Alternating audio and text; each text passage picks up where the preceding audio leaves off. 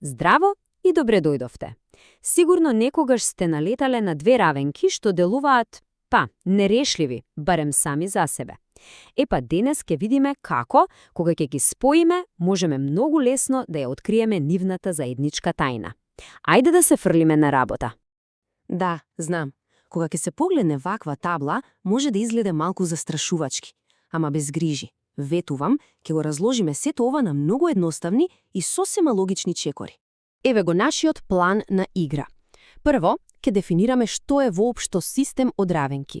Потоа, ќе ја откриеме нашата тајна алатка, методот на спротивни коефициенти. Ќе го поминеме секој чекор со конкретен пример и, се разбира, на крајот ќе провериме дали се е како што треба. Спремни? И како што ветивме, пред да скокнеме во решавањето, ајде да ги поставиме темелите. Значи, што точно е систем од равенки? Замислете ги како две парчина од една сложувалка. Секој за себе, не кажува многу. Целата слика ја добиваме само кога ќе ги споиме. Токму затоа и се вика систем. Тие работат заедно. Значи, нашата цел е да го најдеме тој единствен пар на вредности x, y, што ги прави и двете равенки точни во исто време. Ако го погледнеме ова графички, како што е прикажано, тоа е буквално точката каде што двете линии се сечат. Единственото место каде што се согласуваат. Супер! Сега кога знаеме што бараме, време е да ја представиме алатката што ќе не однесе таму. А тоа е методот на спротивни коефициенти. Еден многу елегантен и ќе видите моќен начин за решавање на овие системи. И еве каде лежи целата финта на овој метод. Наместо да се мачиме со две непознати одеднаш, стратегијата е привремено да се ослободиме од едната. Како? Едноставно, со собирање на равенките. Така, создаваме нова, многу поедноставна равенка со само една непозната. Паметно, нели? Ама, има еден мал услов за оваа магија да успее. Коефициентите, тоа се оние броеви пред x и y, за една од непознатите мора да бидат спротивни. Например, ако во едната равенка имаме плюс 3y, во другата ни треба минус 3y. Така, кога ќе ги собереме, тие едноставно се поништуваат. Чао, чао! Добро, доста беше теорија. Најдобро се учи со пракса. Ајде да го видиме ова на дело со еден конкретен пример. Еве го нашиот систем за денес. 2x плюс 3y е еднакво на 4. И 3x минус y е еднакво на минус 1. Мисија – да ги најдеме x и y што важат и за двете. Океј, првиот потек е стратешки. Која променлива да ја елиминираме? X или y? Ајде да ги погледнеме коефициентите. За x имаме 2 и 3. За y имаме 3 и минус 1. Заприметивте нешто? Коефициентите за y веќе имаат спротивни знаци. Тоа ги прави совршен кандидат за елиминација. Значи, моментално имаме 3 и минус 1 пред y. Целта ни е да ги направиме спротивни, односно да имаме 3 и минус 3. Прашањето е како да го претвориме тоа минус 1 во минус 3. Одговорот е всушност многу едноставен. Целата втора равенка ќе ја помножиме со 3. И тука е клучниот дел. Мора да го помножиме секој член од равенката за да остане точна.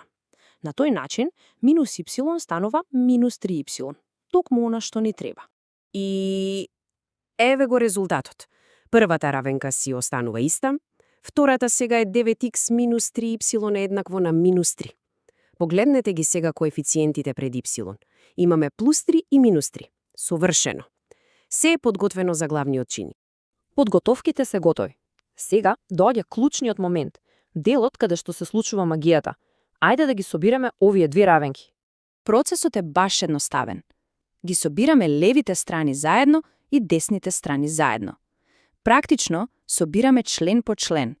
Иксовите со иксовите, ипсилоните со ипсилоните и броевите со броевите. И еве зошто го правевме сето ова. Плюс 3y и минус 3y се поништуваат. Бум, ги нема. И одеднаш, од еден комплициран систем, добивме една супер едноставна равенка. 11x е еднакво на 1. Да се реши ова е веќе лесно. За да го добиеме само x, делиме се со 11. И добиваме дека x е еднакво на 1/11. Фантастично! Ја имаме првата половина од решението.